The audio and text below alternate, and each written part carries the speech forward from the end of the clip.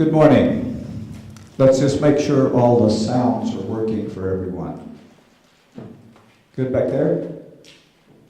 Good up there? Yes, no? No one's talking back to me. What is that? Okay. Let me first of all just say a little bit more about myself. Having been warned by my professors that you should first establish your credentials, right, before trying to impose your views on anyone. So I started out in construction as a pipe fitter's helper, working in the Houston Ship Channel on petrochemical projects. And I worked in construction in various positions.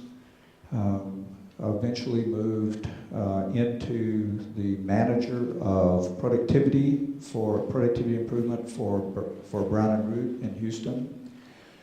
I moved from Brown and Root to Bechtel in San Francisco and became an internal management consultant.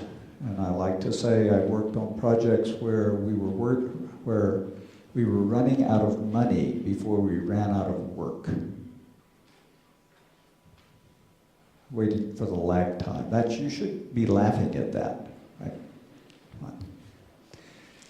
So, I think you probably know all the rest of these things. I'm a co-founder of two lean construction groups. In 1993 with Lauri Koskela, who spoke in this conference several years ago. We founded the International Group for Lean Construction. And then in 1997, with Greg Howell, formed the Lean Construction Institute. Is that pace okay for you? Yes? And it must be okay for the translators, or you wouldn't be saying yes. All right. All right, I'd like to make some clarifications and a request of you before we launch into the slides. The clarification, I've already heard that there's lots of interest around BIM, Building Information Modeling. I'm not going to talk about that. Sorry. But I'm very happy to talk about it in the discussion period or individually afterwards, right? What I'm going to concentrate on is rather the organizational, contractual, and managerial aspects of integrated project delivery. Now for the request. I want you to interrupt me. You understand? Don't let me drone on if I'm going past something that you don't understand, that you need to understand in order to keep listening to me instead of losing your way. Do you understand that? Will you speak up if you need to ask a question? I know it's hard, but it's not that hard. Come on. Yes or no? All right. I'm going to hold you to it. Okay, here we go. This is what's come to be called the Lean Construction Institute Triangle. And I'm going to organize my presentation around this image. So the triangle has, as you see, 3 sides. So I'm going to address the commercial aspects of integrated project delivery, organizational aspects, and then what we call the operating system for projects. Operating system is an analogy to the operating system for a computer, right? When it's working, it's invisible, right?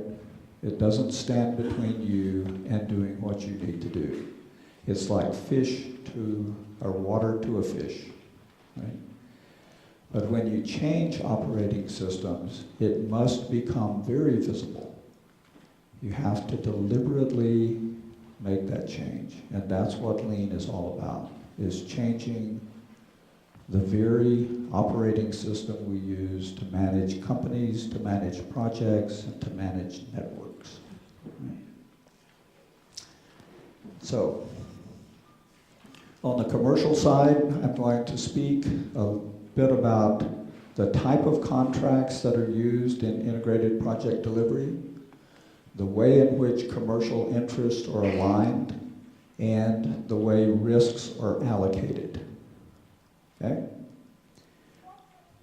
On the organizational side, I want to talk about what it means to have an integrated organization, the methods and mechanisms for project governance, and leadership issues. Very important.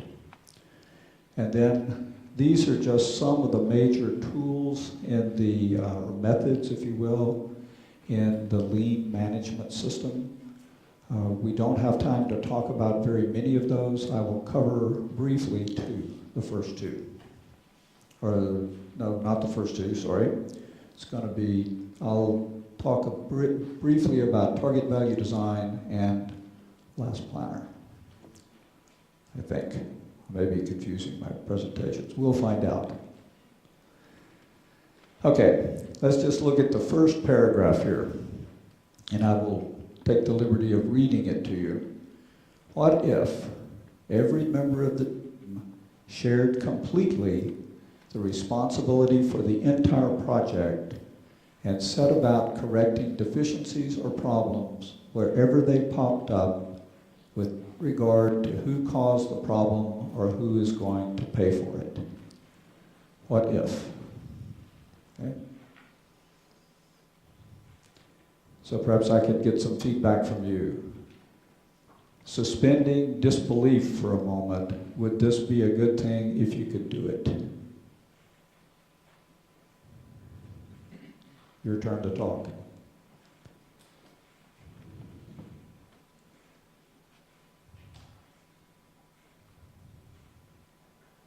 Is that a no? That would make my presentation quite short.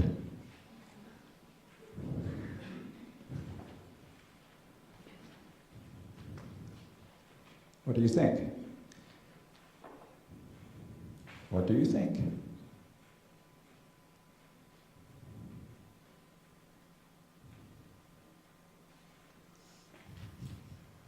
I can be patient.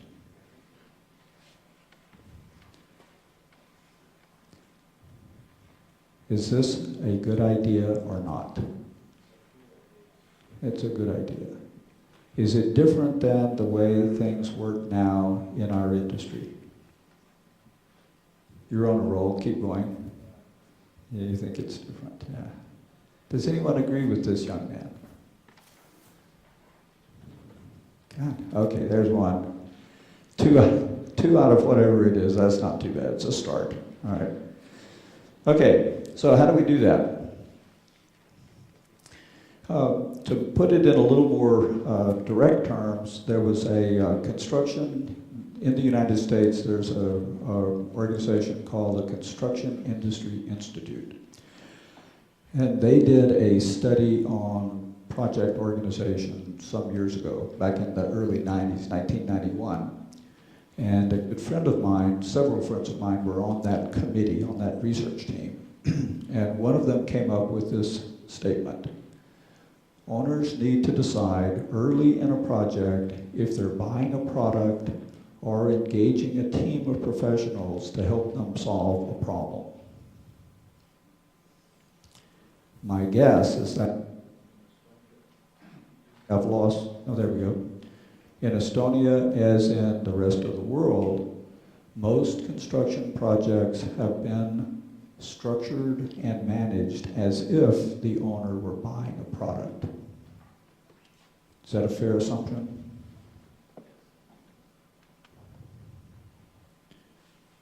Why? We're here again. Okay. Is it a fair assumption?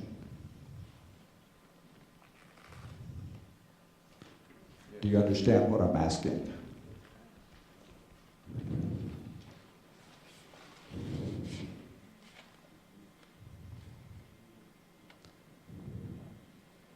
Have any of you ever worked on a project where the client initiated it with the understanding that they needed the services of a team of professionals to help them solve a problem? Anyone, just raise your hand. You don't have to talk. There's one. Okay, good. Any other? Okay. 3. And what percentage of your projects are like that? Roughly.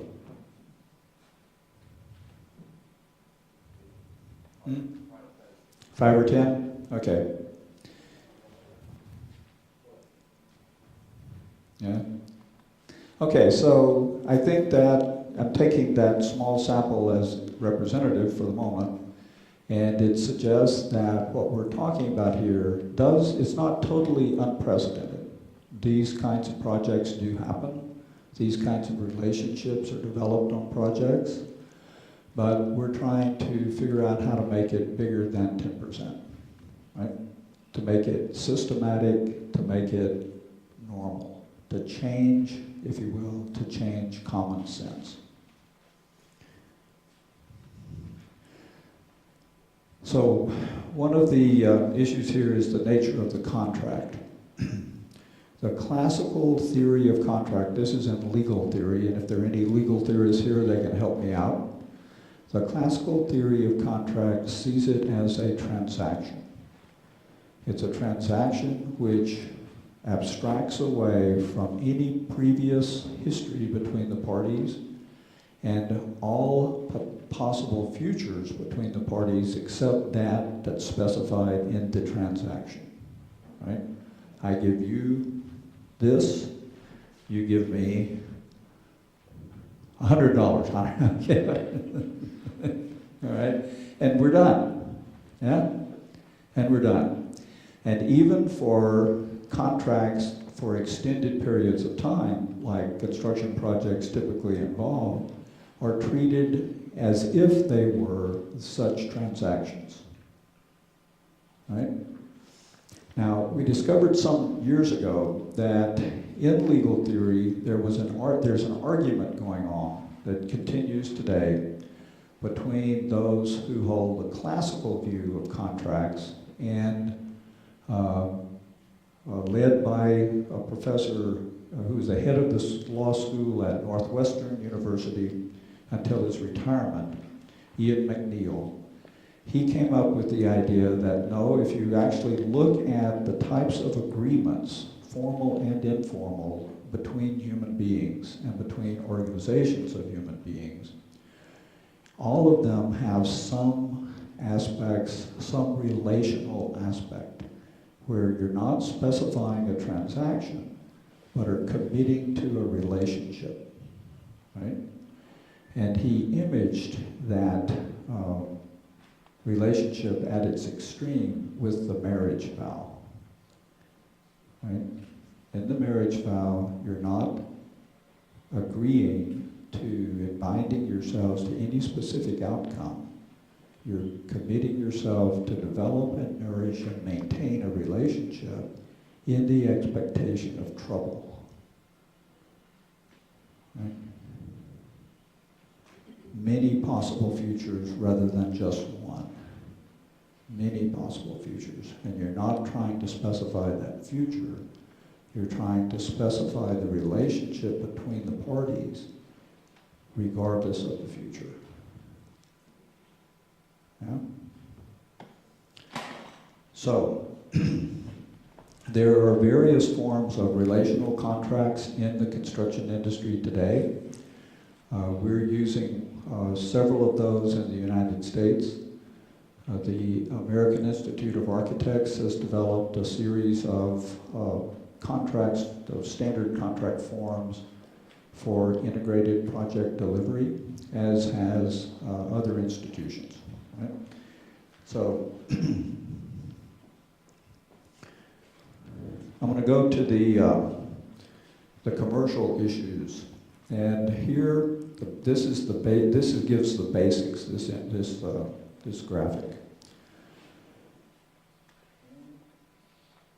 Yeah, and for some reason it goes away every once in a while. I don't know if it's me. In integrated project delivery projects, advice is for clients to set budgets based upon the worth of the asset to be constructed, as opposed to simply trying to get what they want for the least price. First big difference, right? And to rely rather on gain-sharing incentives to spur innovation to reduce the price that they have to pay and or to generate greater value for the price they're willing to pay. Okay? So if you look here, let me tell you a quick story. I've just been doing, our university has just been doing a research project for Statoil, the Norwegian national oil company. And I was in Oslo last May giving an interim report on our research. And the question, we started talking about these projects where you set targets for, you set a target cost below budget with an agreement to share cost savings, right? And they said, oh, we've done that. We did that back in the middle 90s. And we did maybe 4 or 5 projects that worked wonderfully well. Everyone made money. We were both reducing cost to the client and increasing our profits, right? For all the service and product suppliers. Then we had a bad project that was so bad that it's dissuaded us from doing it ever since. And I said, well, what happened? And I spoke with them, with one of the executives at lunch, and he said, well, in simple terms, we scoped the project, we benchmarked its cost against the market, we cut that cost estimate in half and set that as our budget. If you're understanding me at this point, you should be going, or something like that, right? Okay? They wound up delivering that project for 75% of the market benchmark, but that's 50% over budget, right? And the CEO of Statoil lost his job, the project director lost his job. It was blood everywhere, right? And it was so dramatic and so painful that they just haven't done it since. And I said, well, why, if you recognize that the budget is the dividing point between pain sharing and gain sharing, and you just told me that pain isn't limited to contractors, right? It goes everywhere if a project fails. Why would you set the budget any lower than you have to, right? As long as you have other mechanisms for reducing actual cost. You with me? Okay, so this is the boundary between pain sharing and gain sharing. And I will use the abbreviation IPD for integrated project delivery. In IPD projects, typically from 25 to 100% of fixed fees are at risk for cost overruns over budget, okay?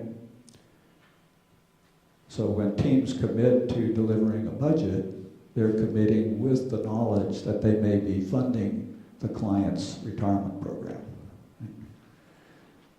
That was a joke. This is a hard crowd. Why? All right. Okay, so what is a rational basis if we don't want to set the budget any lower than necessary? What do we mean by necessary? And I suggest to you that that's determined by the worth of the facility to the owner in use. Right? What's it worth to me to spend to get it? That's the most that I can spend and still have an economically, financially viable project. Yes?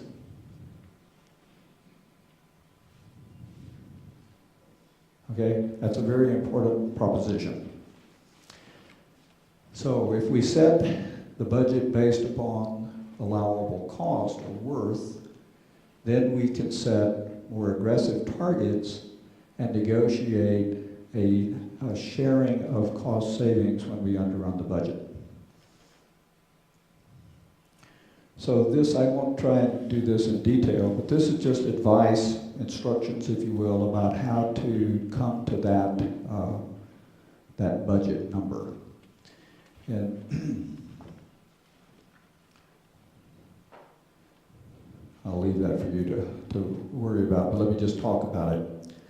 So we're working now, doing research now to find more accurate methods of estimating or benchmarking project costs using only programmatic data, right? That is, what functions and capacities does the facility have to deliver? But even if we make it more accurate, we're going to have some range of expected cost when we do those benchmarks against market. So taking the upper end of that interval estimate, we compare that to the allowable cost. That is what the client is willing and able to pay to get what they want. Right? Excuse me. As long as the allowable cost is greater than the market benchmark, we don't have a problem, right? If it's less, we may not have a problem if it's close enough. If it's significantly different, then we have a question as to the financial viability of the project, right? So I can give you an illustration. This is from a major hospital project in San Francisco that's just completing design. But when they started the design process, they were $60 million over what the client was willing and able to spend, right? So I think at that time there was, the client's allowable cost for construction was $911 million. They were at $970 million, right, roughly. Over a period of about 14 months, through innovations and collaboration, using BIM, full power of all the tools, they were able to drive that cost down until they were able to assure that they could deliver the budget. At that time, they set a new target, 70 million below here, below this allowable cost, and negotiated gain sharing for cost savings. Yeah, and so that illustrates the case where we have allowable costs less than market. So that's they started with about a 14% difference between market benchmark and allowable cost. So that was a huge chunk to overcome. But they were able to do it because they used integration and because they aligned commercial interests. And they used lean operating methods.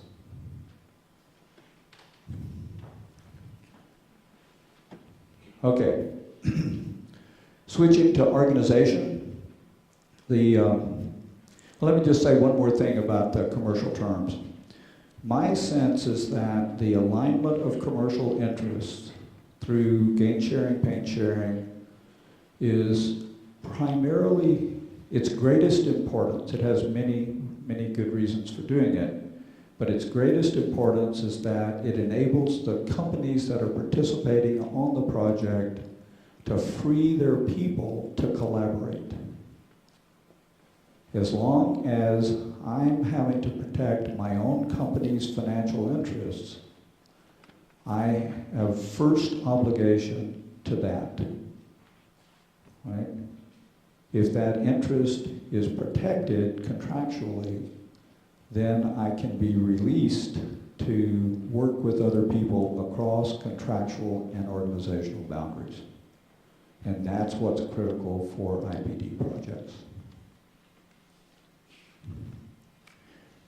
On the organization side, the corresponding kind of fundamental truth at issue, it seems to me, is an underlying lean principle, and that's that we want to apply all relevant design criteria at one and the same time to the generation, evaluation, and selection of design alternatives for both product and process. All right?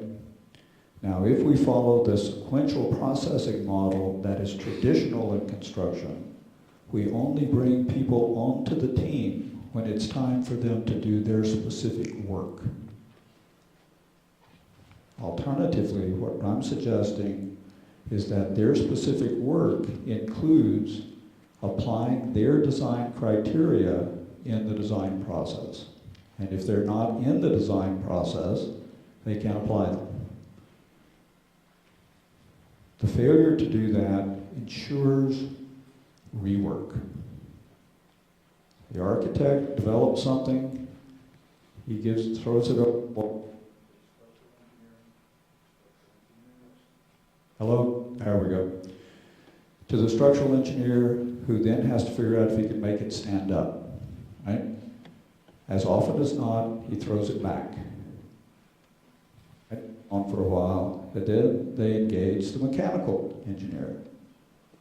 Same thing, right? Okay? And that's not even to consider the contractors. Right? If you go back to this diagram, I had a visiting student from the Danish Technical University, actually, come work with me, and I said, I want you to work on this project, look at their cost numbers, and explain to me every time there is a change up or down in this cost estimate. And by God, he did it, right? And very many of these little bubbles, these little changes, occur as a concept, come about 6 weeks after a new specialty contractor is brought on to the team. It takes them a little while to understand the design, to match that design to their capabilities, to their preferences, to their machines, to their software, right? And optimize it. And also to gain confidence that they will not be taken advantage of. That is to develop trust. At that point, they take contingency out of their cost estimates. Reducing that contingency reduces the total estimate by a little bit, right? But a lot of little bits make up a big. Okay. So, integration. A good friend of mine, Todd Zabel, whose name should be on there somewhere, but it isn't. Todd Zabel came up with this. He was in his previous life, he was a roofing contractor, and he had reason to believe from his experience that buildings leak at the intersection of contracts. Right? And he came up with this wonderful diagram where he said, well, let's just look at all the different details that are involved in a roofing installation, not some portion of a roofing installation. And he said, you can find that this is where they leak. They leak at the failure of these different specialists to integrate their work, right? So that's what we're trying to get away from. On the issue of governance, The way these IPD projects work is that, at least initially, the way they started out was that the owner would select an architect and a construction manager, general contractor, CMGC, and then they would, by consensus, agree who else to bring onto the team. That's still true, although now more and more they're coming as more or less intact teams, right? So they might come with the CM, construction manager, and the architect may already be teamed up, and they may already have picked their key consulting engineering firms and their key specialty contractors. So they come as a team and compete as a team. Within the project, once it gets started, there is a core group which consists of those major players, the owner, the architect, and the construction manager. And they make decisions by consensus with the agreement to fall back to the owner if they can't make a decision, they can't get to consensus in time. I don't think that happens very often. I'm not aware of any instances, but I'm sure there are some. This shows the other people kind of schematically on the team. So you can see there's, not only is there a structural engineer, but there's also a framer. This is assuming a steel building, which many of these hospitals, all these hospitals are, and a fabricator, right? Electrical engineer, electrical contractor, plumbing engineer, plumbing contractor, mechanical engineer, mechanical contractor, and so on. Right? So you can see that the idea is to have all the key members of the team in the risk pool. And over time, what we've discovered is that it's becoming more and more inclusive, because when you leave someone out, if they have any major impact or interdependence with other members of the team, they will be playing by different rules, and you don't want that to happen. Right?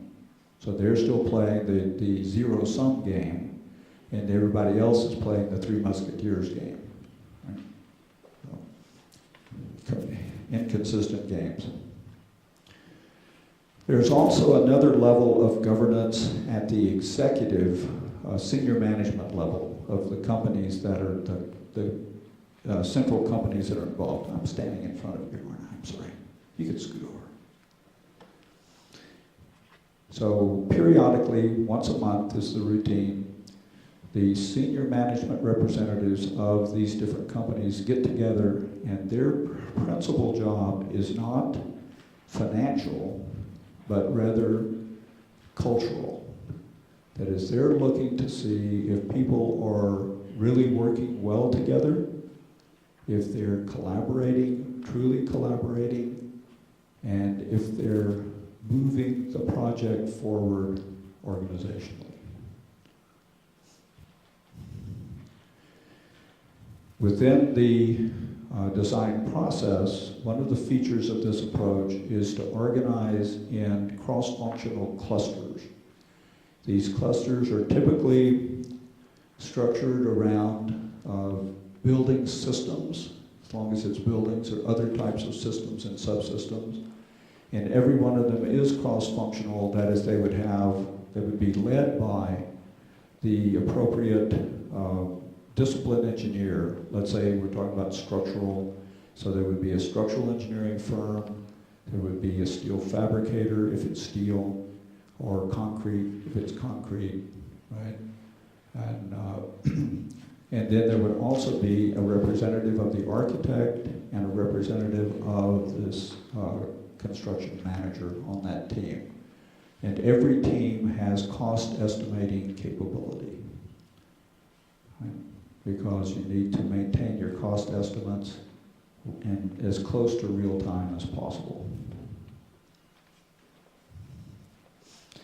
Now, on the question of leadership, Now we'll come back to this in just a minute on the problem of instilling the lean culture. But this is the principal message to leaders, to senior management. They must, as I'm suggesting, educate themselves in lean principles and methods and model the desired behavior before asking others to change how they behave. Lean is not something you give somebody else to do. It's something that must start with you.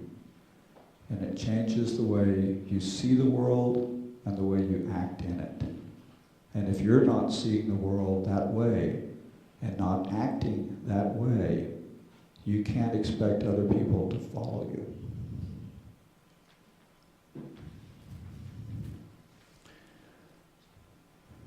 How are we doing here? No one's interrupted me. Come on, surely I've said something that you didn't understand. Yeah, here we go. Yeah, can everyone hear? Speak into my chest. Okay. Okay. Yeah, here we go.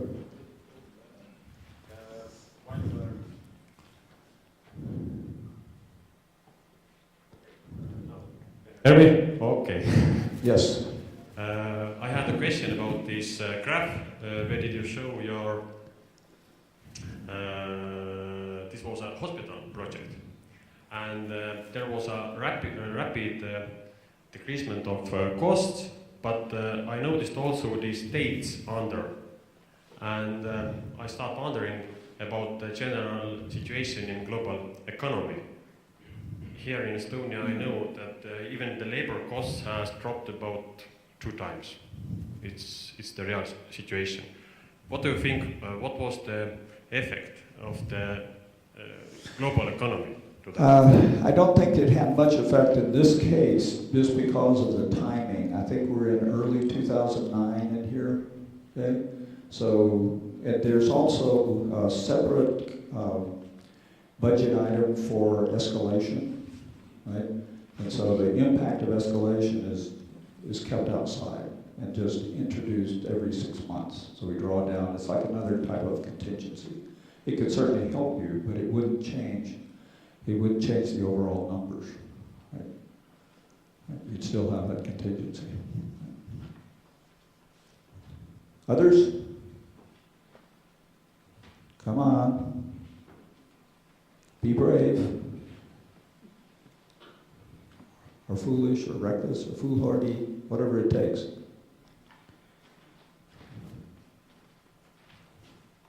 No? All right, remember, interrupt me. Do a better job.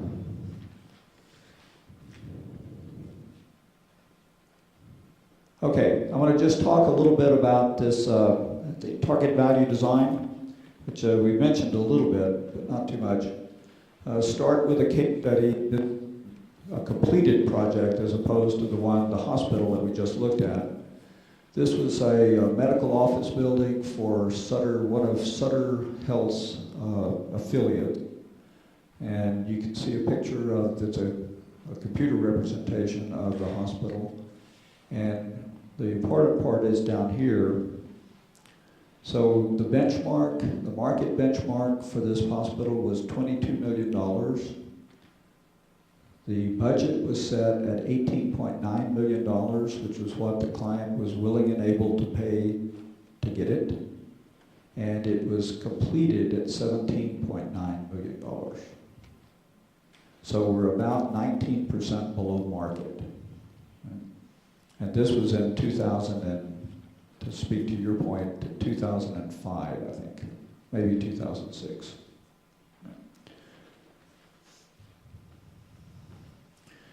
This is a picture of the estimated cost for the project over the life of it, all the way from design through turnover.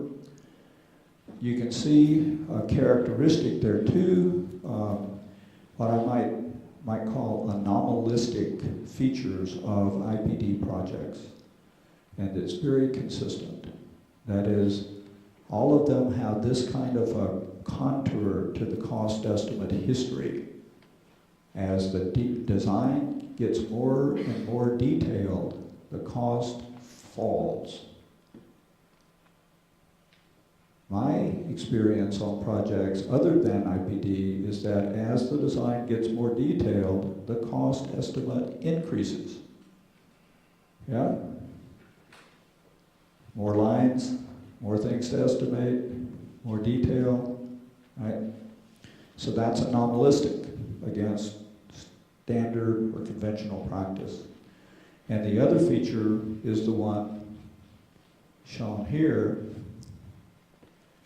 that these projects are consistently completed well below market. Right? And I think it might be interesting for us to talk about why that is, but I will see if you're interested in that when it comes your turn to talk. Okay, here's some key elements in this target value design approach. The first thing to be designed is not the building, but how the building will be used. If we don't understand, if we're developing a hospital or a factory or a highway or whatever it is, we need to understand how it's going to be used, both at turnover and after. Right? Otherwise, we're not doing our job. Right? So, first step. Second step is understand owner conditions of satisfaction for delivery of the facility, which almost always include cost and time. I don't think, in most cases, there are exceptions, in most cases, the cost of a building or of a constructed asset of any type is not itself value to the owner, but it can be a condition of satisfaction for getting value from that facility. If I exceed my budget, and equally if I exceed my time, I may reduce the value the owner gets, the customer gets from that asset. Think about a school that needs to be open at a date certain and it's 2 months late.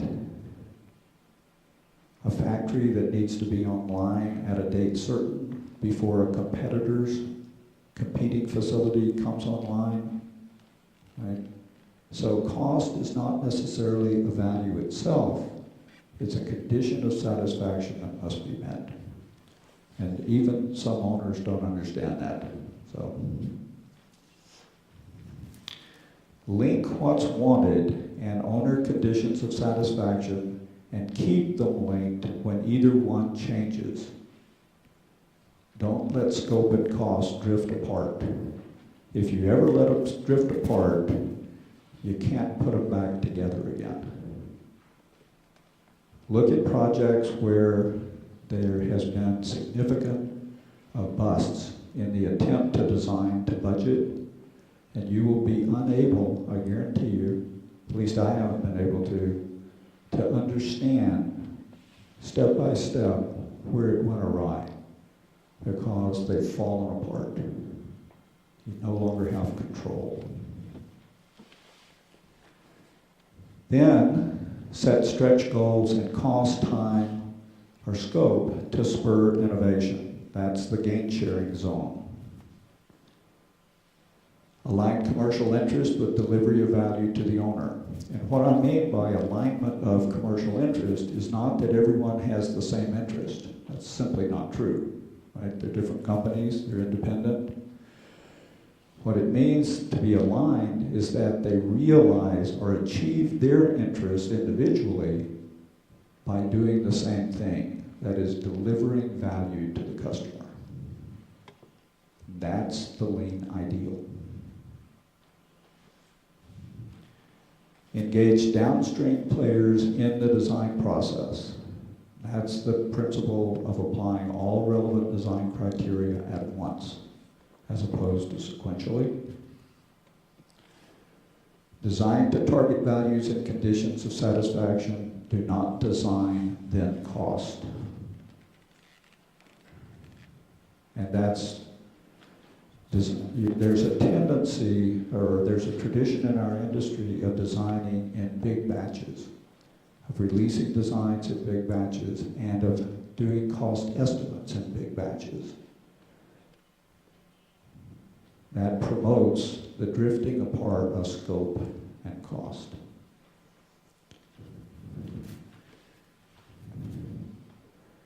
Once we're in the design process, the first step is to allocate that target cost to the various clusters, the target value design teams that we discussed earlier.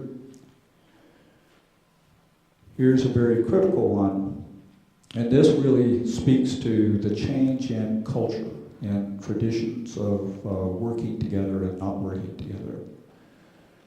So what we're trying to do is to get designers and builders in the design phase of projects to work so closely together that they're discussing the cost and other implications of design alternatives as the designer is developing them. All right? That's the first level of defense, first line of defense. Value engineering, at least in the United States, has gotten a very bad reputation because it has been used for the most part after a project has gone over budget in design, and then they apply value engineering analyses in order to try and bring it back into budget. The problem with that, of course, is that you're taking an intact design and starting to cut it into pieces. And it's very difficult to control the impact of that on value to customer. So what we want to do is to use those value engineering techniques in the initial design process itself, not after the fact. So collaborate, really collaborate. The sense of that is it's not just a matter of being nice to one another. In fact, it might not look like you are being nice all the time because there can be some vigorous arguments, right? What you want to do is to productively apply your expertise in conjunction with that of others. Right? And that means you really have to learn how to work together. Optimize the whole rather than the parts. And that's the alignment of commercial interest facilitates this, but it doesn't cause it to happen by itself. Because even if you change contract terms and the way people get paid, their tendency will be to continue to behave in the same way they did before you made that change. Because that's their habit. You have to change it actively and consciously. And that's a leadership issue. Tightly couple learning with action. I think you might well understand by now that this is very much a learning system, and we're trying to do things in a different way to tackle very difficult problems. And if we're not consistently learning from our experience and experimenting consciously to try new things, we won't succeed. Projects as networks of commitment. The fundamental notion here is that collaboration relies intimately on the human characteristic that is shared by some 90-something% of us. I think it's probably in the 99% range. And that's that we take our promises seriously. When we make a commitment to each other, we intend to keep it. We make them carefully with forethought so that we are more likely to keep it. And if we can't keep it, which sometimes happens, we feel bad about it. Right? If we didn't have that capability, we couldn't organize getting out of that door without killing somebody. Right? So how can we imagine that we can manage complex social events like construction projects if we don't appeal to that fundamental human capability? I don't think we can. Increased relatedness means not only professionally but personally. If people eat together, if they play together, if they understand something about their families, about their lives outside of work, they're much more likely to be trusting of each other, and to be open and sharing. Okay, I want to introduce one more thing. How are we doing on time? You the timekeeper? How much more time? Half hour, great, okay. All right, so have any of you ever seen this expression, lower the river to reveal the rocks? No? It's a saying from Taiichi Ono, who's the chief engineer for Toyota in the development of the Toyota production system. And what I take engineer Ono to mean is that we should systematically reduce the buffers of time, capacity, money, and stuff, inventory, in the systems through which we design and make things, in order to stress the system. By stressing the system, we reveal where it needs to be improved. Right? And I'll give you an example of that. So this is from Toyota's Lexus program, the product development program for the new vehicle, the Lexus. And this happened back in '88 or something like that, when Toyota decided to get into the luxury car market. They were going up against BMW, Mercedes, Audi, the Germans, right? And others as well, but that's the principal competition. And they did performance benchmarking against their competitors, and they said, look, we have to produce a better car on every performance dimension than our competitors in order to get a chance in this market. In order to break in, we have to be better than they are, right? And so to do that, the chief engineer for that product development program, Suzuki, came up with what are called Suzuki's Jets, and here they are. We must design and build a car that has great high-speed handling and stability, yet offers a pleasant ride. A car that's fast with a smooth ride, yet low fuel consumption. You're beginning to get an idea about what's going on here? Super quiet, yet lightweight. Elegant styling, yet great aerodynamics. A warm, psychologically warm feeling, yet functional interior. And great stability at high speed, yet low aerodynamic friction. So, what's he doing here? Anyone venture a guess?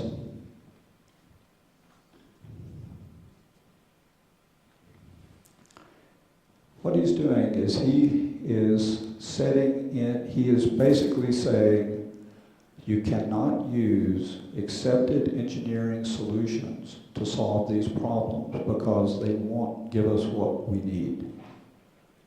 We have to be innovative. He's driving innovation and design. To illustrate, take for example, super quiet yet lightweight. Okay? At this time, the late 80s, in the automotive industry, the accepted engineering solution for managing or dealing with vehicle-induced noise was mass. Right? You use mass to absorb vibration, which reduces the noise. Suzuki's saying you can't use that solution because it doesn't deliver our performance, right? What ultimately happened, it took a while, was he got the powertrain engineers to redesign the engine to much tighter tolerances, reducing vibration at its source without having to use additional mass in order to do it. Okay?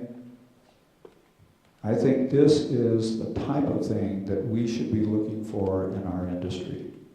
what are the accepted solutions, whether engineering or managerial or whatever, that we should be challenging ourselves to go beyond. Okay? And I believe that it is the secret, a fundamental secret to Toyota's business success, that they do this to themselves. They apply to themselves a self-imposed necessity as if it were coming from the market, from their competitors, from their customers, but before it comes from them. They're driving themselves to get better all the time.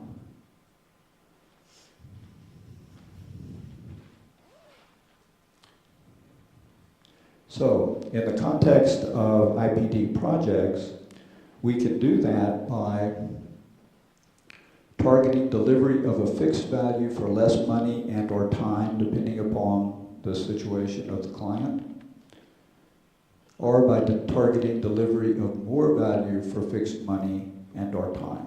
Right? So we can fix one or the other and optimize on the other one. And this will vary with what's value to your customer. Most institutional clients, say school systems, are chronically short of capital.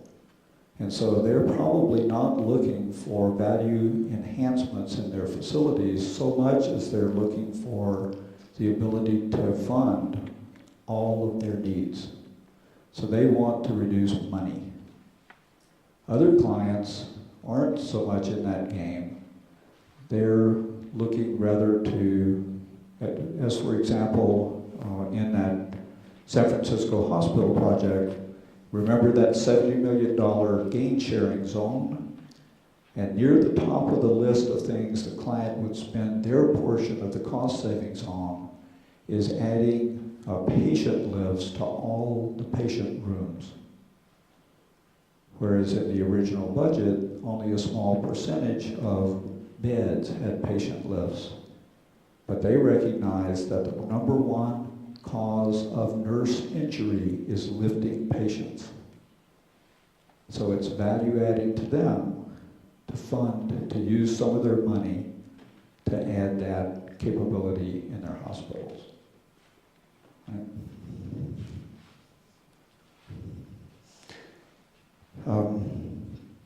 I'd like to say here, I was asked to talk about integrated project delivery, and that's what I'm doing.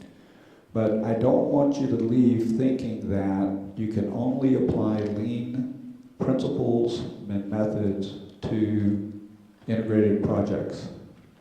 You apply them wherever you are, with whatever level of control and reach you have, right? And consistently with that, this artificial necessity that we're talking about can be applied in companies, divisions, offices, work groups, and even by individuals to themselves. Oops, sorry. So this is a list of 16 projects. We have data for all but 2 or 3, or all but 2, I guess. And some of them are still underway, but most of them have been completed, and they're completing for an average of 15% under market. Right? And this is just in healthcare. Okay. So now I'm going to try you again. I want to see if I can get you to talk. All right? So what key points did you hear? Just yell them out. We could go fast. What did you hear that you might hear by the time you have cocktails tonight?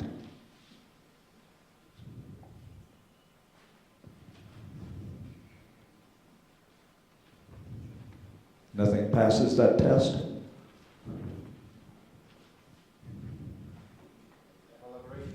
Collaboration, all right. What else? I'm sorry? Really collaborate. Really collaborate. Don't just play nice, right? What else? Sorry? Say it again. Simultaneous processing or integrated organizations, right? Concurrency. What else? Teamwork. Keep it going. Target cost, right? What else? Continuous learning.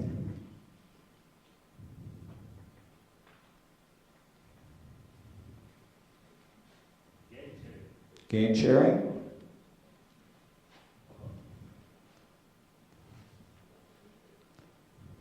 Any more?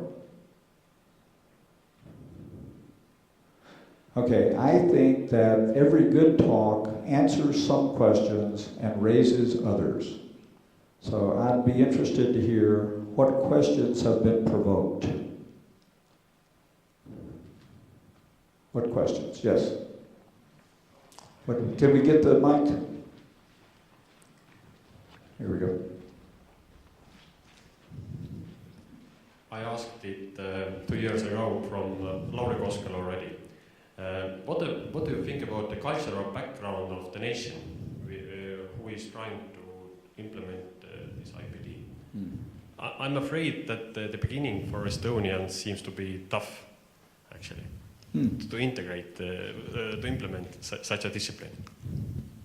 What do you think about how important is this cultural background? Well, I think it certainly matters. It certainly matters. That is, some cultures are more lean towards cooperation, group work, and so forth, right? And some don't. The U.S. certainly doesn't, right? On the other hand, it's been very successfully applied in all cultures. So it's not an impenetrable barrier. It can be a problem, but it's not a problem that can be solved. What else?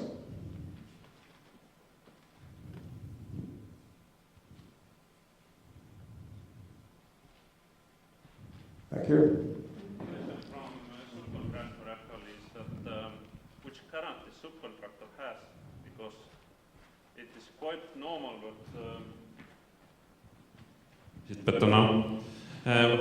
Which guarantee subcontractor has to not to be changed after he's given his information, his professionality to the project? I'm sorry, I didn't get it. Try me again. In an early phase, you need information and from different team members, and which is team members' guarantee not to be changed after this information is given. Right. Now, the agreement when people are brought onto the team is that they will stay on the team unless they demonstrate their unsuitability. And sometimes people have been booted off the island, as you might say, right? But it's relatively rare. And in that, when it does happen, it's as much the fault of the people who brought them on as it is of the company that was then brought on and then let go. But the agreement is that as long as you prove yourself capable, you will do the job. Right. Does that answer it? Right. Yeah, I mean, there's no, in any case, there's never any 100%, right? If you shoot your grandmother, then, right, they probably won't want you around. So. But people are confident, they go in feeling confident that they're not going to be fooled. And if they work together on one project, then that increases that level of trust because it's reinforced. More questions? I'm sure that there are a lot of questions like that, right? About how does it really work? There we go. Glenn, ma küsiksin, teades, et sa tuled Ameerikast ja seal on rohkem nagu private poole pealt. Austraalias aga räägitakse, et selle integreeritud projekti juhtimise taga on riik, et kui suur on riigi osa nende asjade arengus? If I listen to that, will I hear your translation? See if I can manage this.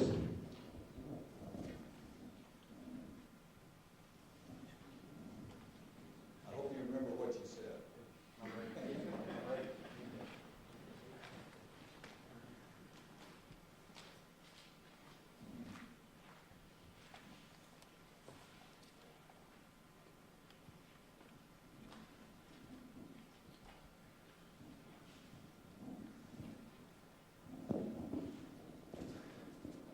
Okay, that's true.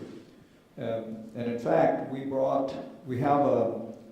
I initiated a lean in public sector construction initiative some years ago, 6 years ago, I guess. And in 2009, we had our international conference in Karlsruhe, Germany. And we brought people from Australia and from the US. As you say, in Australia, the principal application of integrated project delivery has been in public sector projects, whereas in the US it's been in private sector. And so that's why we were bringing them together. What the Australians weren't doing was applying lean. So they had two sides of the triangle, but not the base, right? And now the Finnish Transportation Agency they've initiated 3 pilot projects. I think it's a highway, a tunnel, and a rail project. And they're experimenting with integrating the relational contract model from Australia, which is called project alliancing, and lean management system, right? And in fact, I'm meeting with one of the people from that initiative on Wednesday night in Helsinki to get an update on those pilot projects.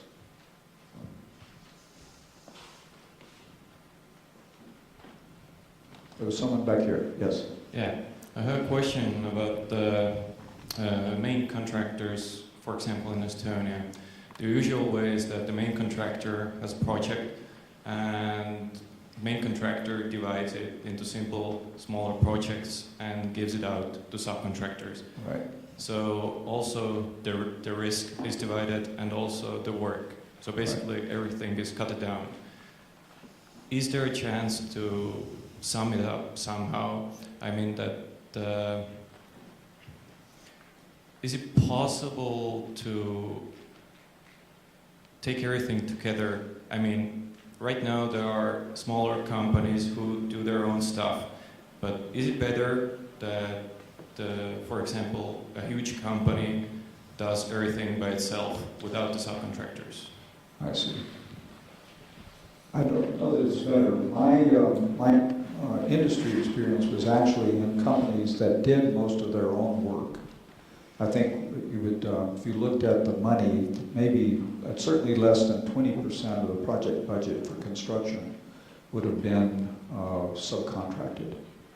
So I came up in that world, and I think that's a solution only in special cases when you can afford, you have a sufficient backlog of work of the relevant kind that you can afford to maintain that capability, right? And so subcontracting, it has 2 beneficial features, right? One is that it divides the burden, so of maintaining a certain capability. It also promotes specialization, right? And it's very difficult for a firm that is trying to do lots of different things to keep pace with the technological advance and certainly even the managerial process improvements that can be done by someone who's specialized. So my guess is that it's probably not a viable solution in most cases, although there will be some. Right. Yep.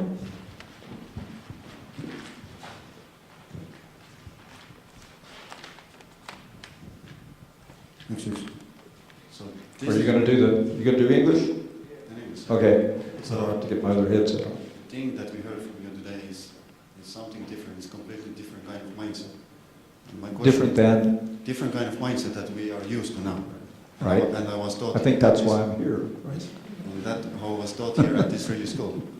So my question is from where and how to start to educate people to change their habits and their behaviors that we have used until this moment? I don't know if I'm big enough for that one. I think that the best that you can hope for is that some individuals will be sufficiently intrigued as to further educate themselves. Right? I don't think you can talk people into this. Right? Benefits don't persuade, because you can always explain away why this project was better than that project, right? If you don't want to change. Right? So one of the kind of disappointments of my life is the inadequacy of greed to promote innovation. You would think it would behaviors more often than it does, but experience has shown that in fact people rarely change until they have to.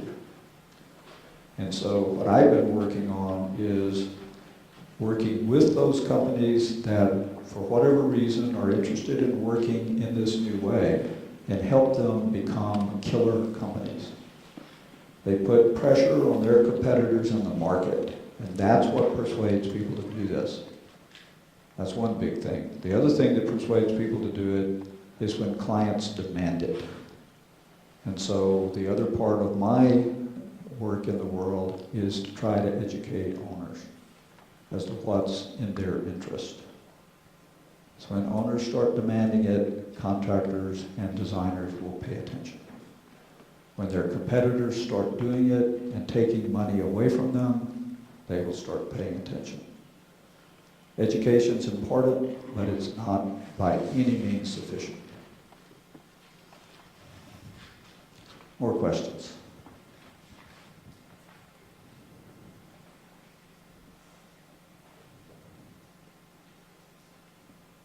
Surely that can't be all your questions. This is your chance.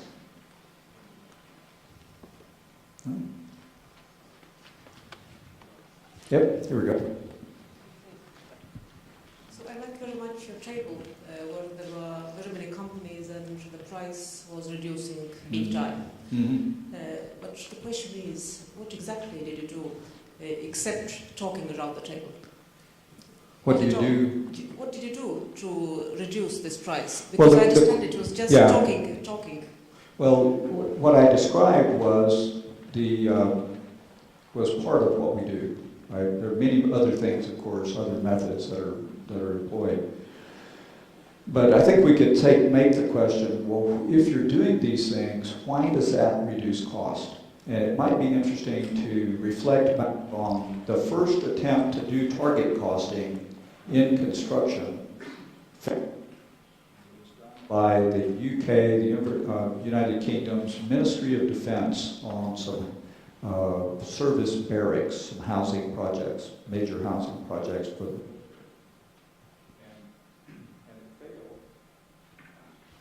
What's this thing? Am I in the wrong place? What is it? Mute button? No, I'm not hitting anything. Unless I'm doing it with my tongue. I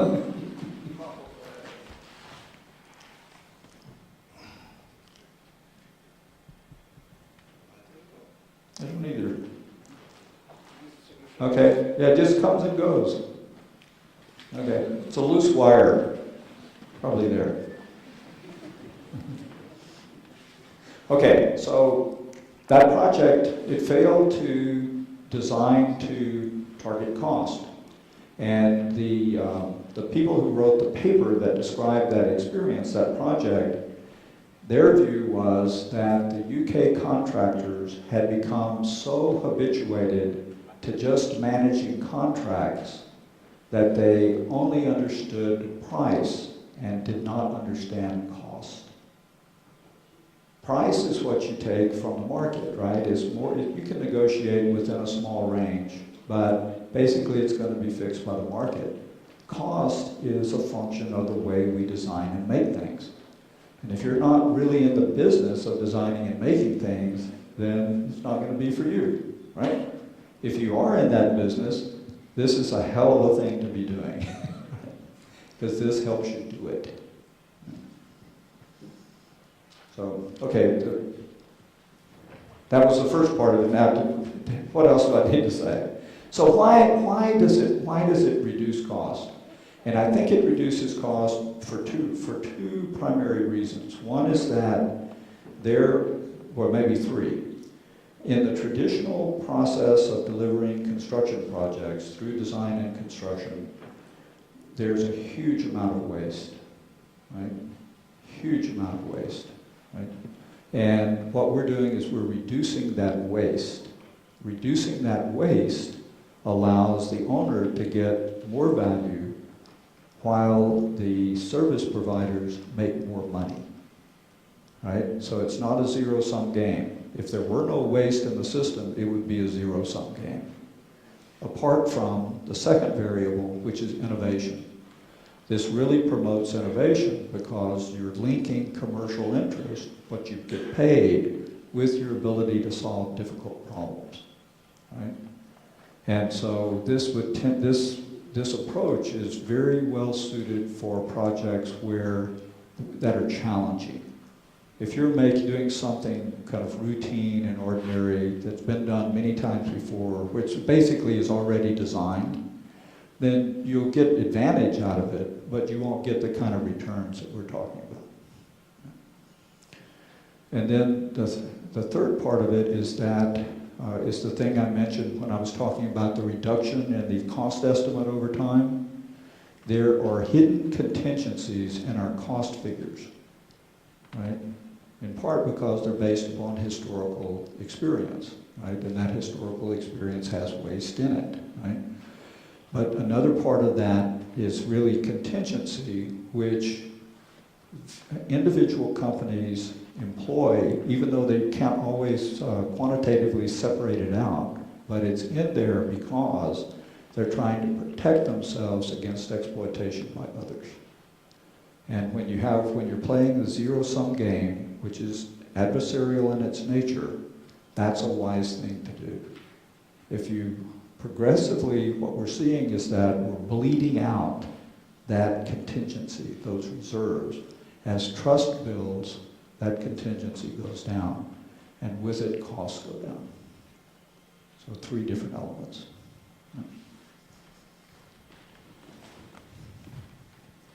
You mentioned the innovation a couple of times. Mm-hmm. That was the last time.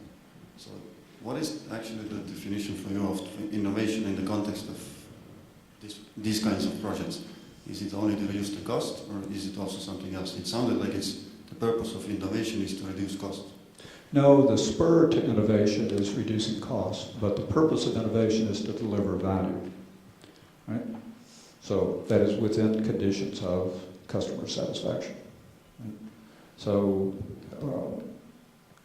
what we're looking at is innovations in both product and process design. And I can give you an example on that hospital project. They were able to, when they concluded, I didn't explain about target value design, in that methodology, the client, before they fund the project, before they decide if to fund the project, they engage key members of the team that will design and build it, if it's funded, to test their business case. Here's what we want. Here's what we're able to pay, able and willing to pay. Here's the time by which we need it. Can you do it, right? And remember, they know, the team knows that they're going to have some risk, right, for doing whatever they say. And so they don't just answer idly, sure we can, right? They look at it very carefully. And in the case of that hospital project, they were still $60 million over budget after validation. But they recommended to the client, even so, that they fund the project at their allowable cost of $911 million for construction. And the reason was that during the validation process, which was a 3-month process, they developed 200 potential innovations that, if some portion of them were able to be realized, they thought that would get them under cost, under the budget. Right? One of those was the use of a new method of seismic engineering that had to be tested, approved by the code authorities, gone through seismic shake tests and all that. And so they weren't willing to say, yes, they weren't willing to incorporate that into their cost estimate until they'd gone through and actually proven that they could do it. Once they did prove that they could do it, which they did, they are now looking to deliver the lightest weight steel building of its kind on the planet, right? In the highest seismic zone on the planet. Yep.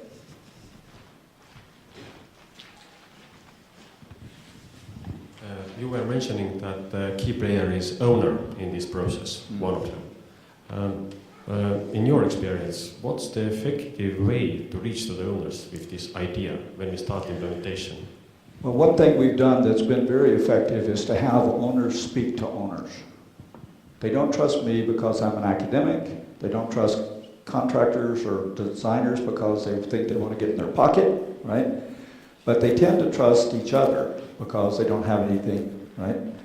And so we've been doing a series of owner conferences, and the first ones were owner healthcare conferences where we had healthcare owners come share their experiences using IPD and Lean. And that seems to be, this has been taken up by, I think, 6 major healthcare companies in the US so far, and in consequence of that kind of advertising.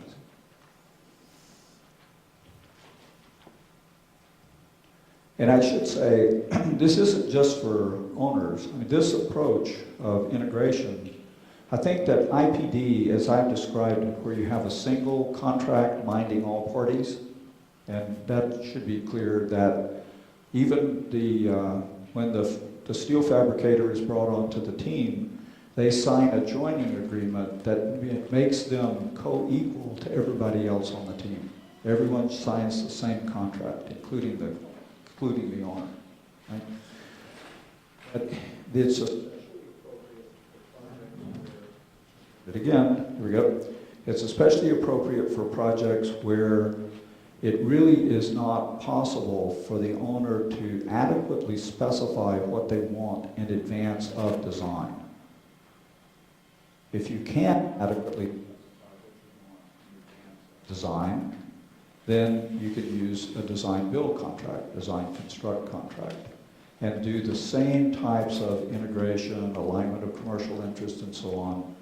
But in this case, the owner is one removed, and the design-build team becomes, right, takes that position. So,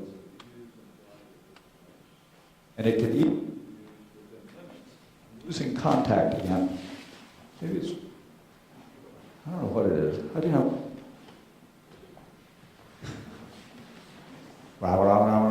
Okay, it's back for the moment. Down there, huh? Okay. Maybe it's my hand. Now it's off.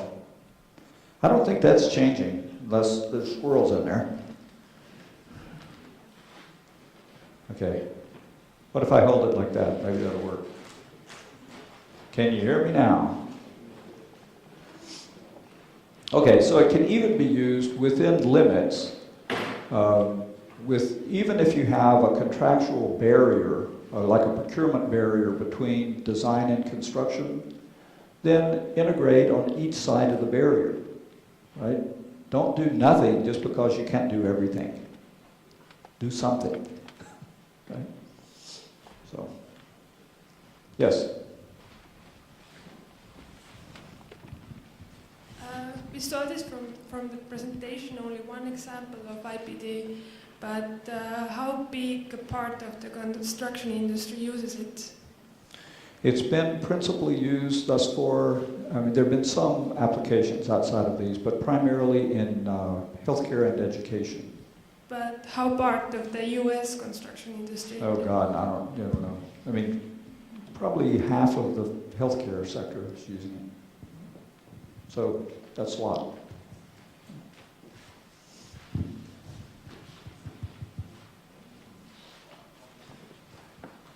go.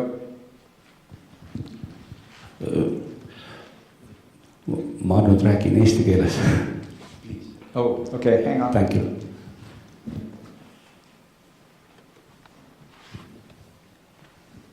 Okay. Soovisin öelda paar mõtet selle kohta, et tegelikult ju siin saalis on ka Eesti maastaabis väga lugupeetud ehitajad, kes on tegelikult jälginud neid lean construction'i põhimõtteid oma tegemistes. Ja just tihti, teil oli väga hea näide seal, kui tuleb mõni suurem tagasilöök, siis tellijad näevad, et need põhimõtted ei anna oodatud efekti ja reeglina pöördutakse ära selle lean construction'i põhimõtetelt eelkõige tellijast lähtuvalt. Et kui tellija, peatavõtja ei jaga samu mõtteid, samu väärtusi, siis töötegijatel palju võimalusi üle ei jäägi. Et see jutt oligi ühtlaselt ka võib-olla küsimus, et kas te jagate seda mõtet, et see hakkab ikkagi tellijast ja peaehitajast.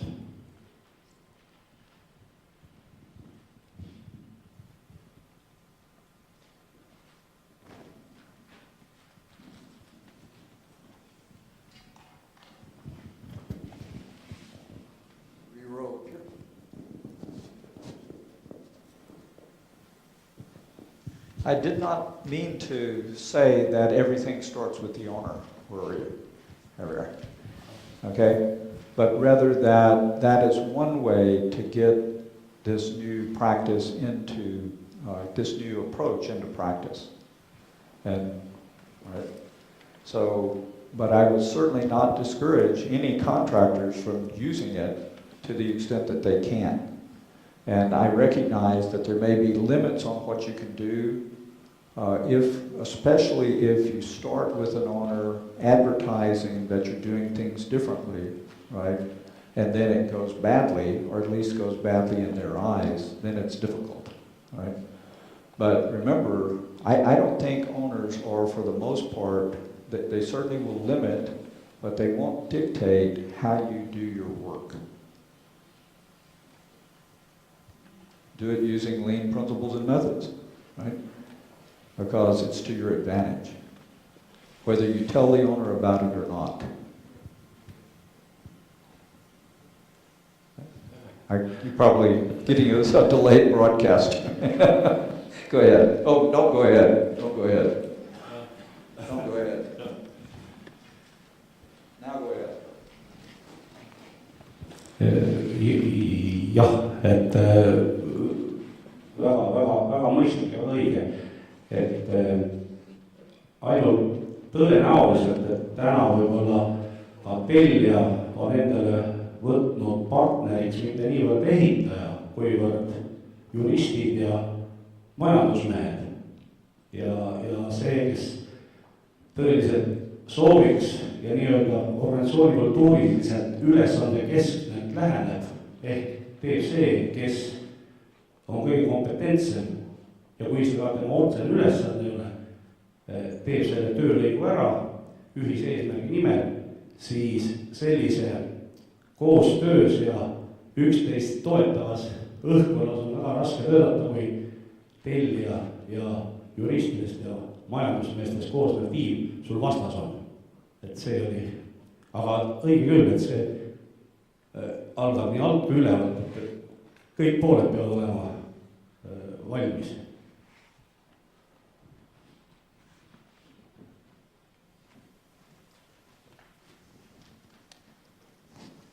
Yeah, I don't know what you've heard from other, sorry, can't hear me. Can you hear me? Oh, good.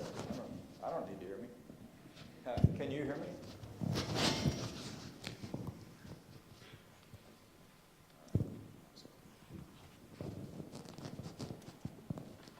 I don't know what you've heard from other people about lean methods and techniques, But there are many things that you can do just in the way you run your own work, you run your own business, right? And one of them is the last planner system, production planning and control.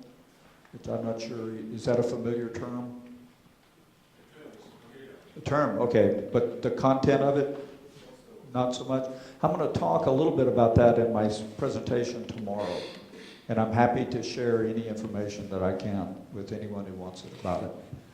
And that tends to be a starting point for people who are getting involved with lean in the construction industry because it stabilizes production, right?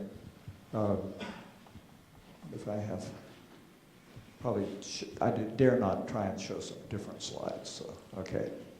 Anyway, so that's one thing to look at is the last planner system.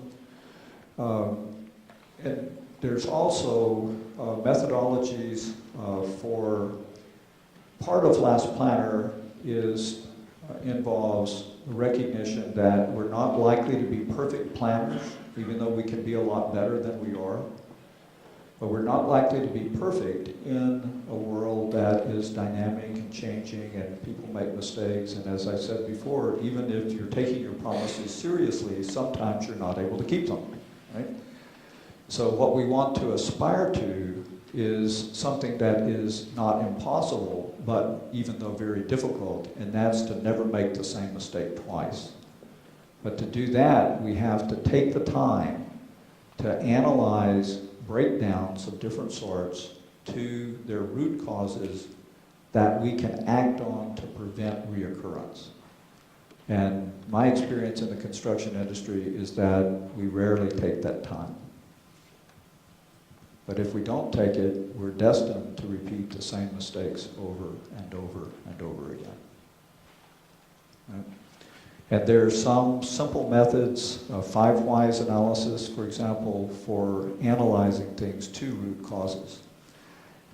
Working with Skanska in Finland, we've seen that when we do that, and we have the record of planned failures, broken promises, if you will, at the production planning level over the life of a project, it reveals that we are having breakdowns that if you look at it just one at a time, it doesn't make sense to fix it, to prevent it from reoccurring.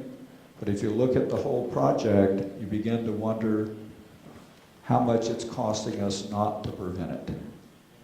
And then you can, if you're doing it on multiple projects within your organization, you can look across projects, not just within single projects, and say, okay, are we having this problem, say, unforeseen soil conditions? Are we having this problem elsewhere as well? And whereas in one instance, it might not make sense to do additional geotechnical investigation in order to prevent that from happening because it doesn't seem to be worth the investment. If you look across your whole company, it changes the picture. It's a different problem with different benefits. So many things can be done. I think I'm cut off. What do you think? I feel a hook. So thank you, Glenn, for this wonderful presentation. And as you have mentioned already for the whole audience, that you want to have a speech tomorrow as well. Ja seoses sellega informatsioon siis kõigile nendele, kes siia on kogunenud. Ma teen tillukese reklaami, et homme kell 10 Mustamäel Tehnikaülikoolis, see on siis majandus- ja sotsiaalteaduste majas, see uus maja, seal auditooriumis korpus 10 ja auditoorium 209. Jutt ei ole, tähendab, esineja on sama, aga jutt on natuke laiem, just nimelt see, et kuidas neid timitud või liin põhimõtteid tuleks ja peaks kasutama ka teistes, ütleme, tööstuse tootmise teistes eluvaldkondades. Kui täna oli põhiline jutt ikkagi ehituse peale, siis homme on natuke laiem jutt ja kõigil on sissepääs vaba, muidugi sel juhul, kui te tulete ja ukse lahti teete ja sisse astute. nii, aga igal juhul ma tänan veel kord tänast esinejat, ta ei kao täna mitte kuhugi, ta on päeva lõpuni siin olemas, igaüks võib temal nööbist kinni võtta, aga üks oluline asi on nüüd tegemata, me kõik täname teda.